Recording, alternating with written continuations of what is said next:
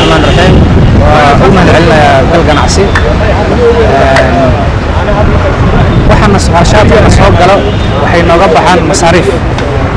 waliba aad u yar qarashaadka soo bax masaariifta nooga baxdo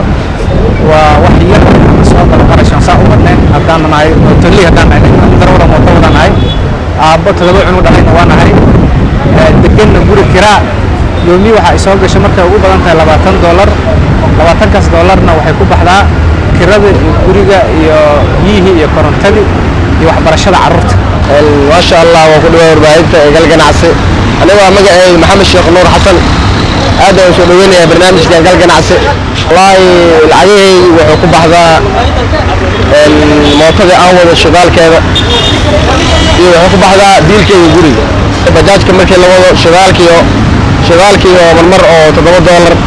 $6 أو شغلي في مالك iyo familka iyo biilkiyo oo labada cid oo lacag u suureysay intaas meel xoog la saaraa lacag inta kharash badan meesha ku baxda ugu horeen waxaan u mahad celinayaa warbaahinta galgan casi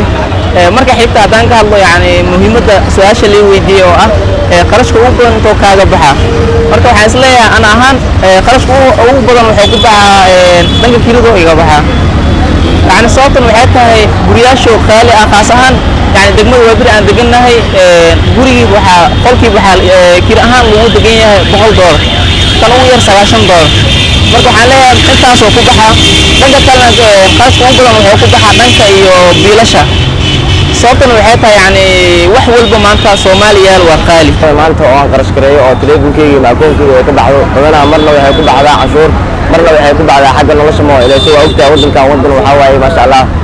wax qabsi u baahan maanta hadii nabad alle la waa dareemi kartaa wax waliba sidee la qanayaan waa saami kartaa maxay taariikh nabad jeel la isoo wax waliba raqiis la qanayaan mo laakiin hadda waxa aad ugu saameynta badan in aad ugu qaali badan waxay tahay wadanka nabad ma mo ilaa soo wadanka hadii oo nabad oo noqdo maanta wax waliba hagaagaya waxana waxa keenayo wadanka nabad ma aha cashuurta la qaado wixii la qaado wax ma ugu soo banaanay oo shaqada ka dhaxay dareemaysa laakiin hadii cashuurta la qaado wadanka aan la geliyo maanta waxaan laqanaynaa wadan barwaaqaysan ma sha Allah ana kaan oo soo roolay guri kiraa ku jira wuxuu ku jira oo kale xagala laga rabaa maxay kiraa laga rabaa guri kiraa laga rabaa ilmihiisa waxa ka raba maxay waxbarasho dugsiyada quraanka iyo madaaristii iyo maxaan ku yiraahdaa iskoolaadkii ayaa lacag ka rabo korontadii oo kale biyihii oo kale aan ka hareynin wuxuuna waa wax isdaba taagan runtii waxa waaye qarashaadka soo galo qaar waxa naga baxaa yani kirida mootada qaarna waxa naga baxaa